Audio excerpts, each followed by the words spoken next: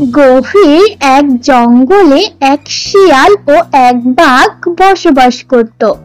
তারা দুজন মিলেমিশে একসাথে থাকতো, কিন্তু বাঘ সব সময় মাংস খেয়ে ফেলতো আর শিয়াল হাড্ডি ভাগে পেত।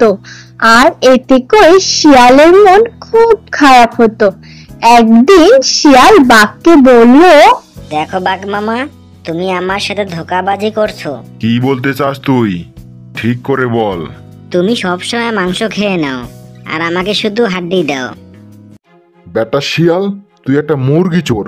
আমি যদি তোকে শিকার ধরে খেতে না দেই, মাংস তো দূরের কথা, তুই হাড্ডিও খেতে পারবি না। আমি যদি তোমাকে শিকারের সন্ধান না দেই, তুমি না খেয়ে মরবে। তুই শুধু শিকারের সন্ধান দিতে পারবি, শিকার ধরতে পারবি না। শিকার ধরার জন্য সাহস লাগে, বুঝলি ভীত শিয়াল? বাঘের কথা শুনে শিয়াল রাগ করে সেখান থেকে চলে গেল। শিয়াল যেতে যেতে পথে একটা গাছ দেখতে পেল। তখন সে গাছের নিচে বসে বিশ্রাম নিতে লাগলো। কো কো কো কো কো। এটা তো মুরগির ডাক।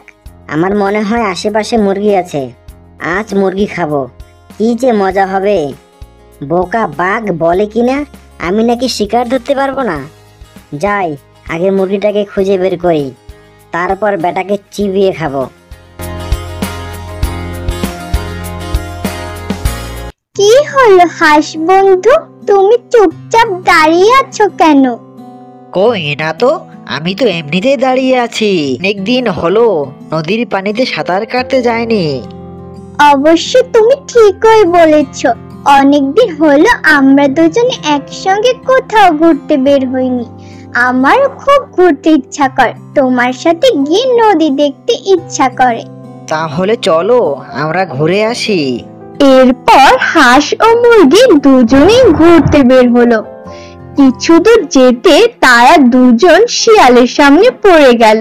আরে বাহ, আমি যাকে খুঁজে বেড়াচ্ছি সে তো আমার সামনে এসে হাজির। আমি তো ভেবেছিলাম শুধু মুরগি হবে, এখন তো দেখছি হাঁসও আছে সাথে।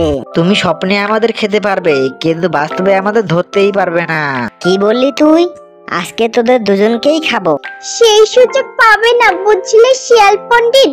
হাঁস বন্ধু, তুমি তাড়াতাড়ি আমার পিঠে উঠে বসো। শিয়াল যখনই তাদের ধরতে গেল, মুরগি তখনই হাঁসকে নিয়ে গাছের উপর উঠে গেল। শিয়াল আমাদের খাবে না? তোরা তো দেখছি আসলেই বজ্জাত, কিন্তু এভাবে কয়দিন পালাবি? আমি তো তোদের খাবোই, কালকে আমি আবার আসবো। এই বলে শিয়াল সেখান থেকে চলে গেল। তারপর মুরগি হাঁসকে নিয়ে নিচে নামলো। চলো বন্ধু, আমরা আজকে আবার বের হই। হ্যাঁ, বের হতে তো ইচ্ছা করছে, কিন্তু শিয়ালটাকে নিয়ে ভয় হয়। ও যদি আমাদের খেয়ে ফেলে? তুমি এত ভেবো না বন্ধু, ওই বোকা শিয়াল আমাদের খেতে পারবে না। আচ্ছা ঠিক আছে, চলো তাহলে আমরা ঘুরে আসি। তারপর তারা নদীর দিকে রওনা হলো। কি সুন্দর নদী, আমার তো এখনই সাঁতার কাটতে ইচ্ছা হচ্ছে। যাও বন্ধু, তুমি সাঁতার কাটো আর আমি দাঁড়িয়ে দাঁড়িয়ে এই সুন্দর মুহূর্তটা উপভোগ করি, কারণ মুরগিরা তো সাঁতার কাটতে জানে না। বলেছিলাম না তোরা আমার হাত থেকে বাঁচতে পারবি না। তোদেরকে খেয়ে একটু বিশ্রাম নিতে হবে। আমার মনে হয় তোমার স্বপ্ন স্বপ্নই থেকে যাবে শিয়াল পণ্ডিত। কেন রে, আজকে তো আশেপাশে কোনো গাছ নেই, মুরগি তোকে নিয়ে কোথায় উড়াল দিবে? পানিতে? হ্যাঁ হ্যাঁ হ্যাঁ। না শিয়াল, আজকে আমি মুরগিকে নিয়ে উড়াল দিব।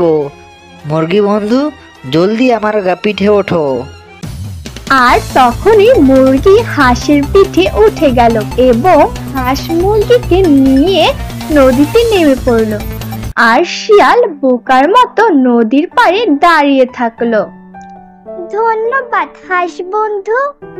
ধন্যবাদ দিয়ে আমাকে লজ্জিত করো না। তুমি উড়তে জানো বলে কালকে আমরা বেঁচে গেলাম, আর আমি সাঁতার জানি বলে আজকে আমরা বেঁচে গেলাম। সত্যি বলতে আমাদের বন্ধুত্বের মাঝে কোনো যদি বিপদ আসে, আর আমরা যদি যার যা মেধা আছে সেটা যদি কাজে লাগাই, তাহলে যে কোনো বিপদ থেকে আমরা বাঁচতে পারবো। তুমি সত্যি কথা বলেছো বন্ধু।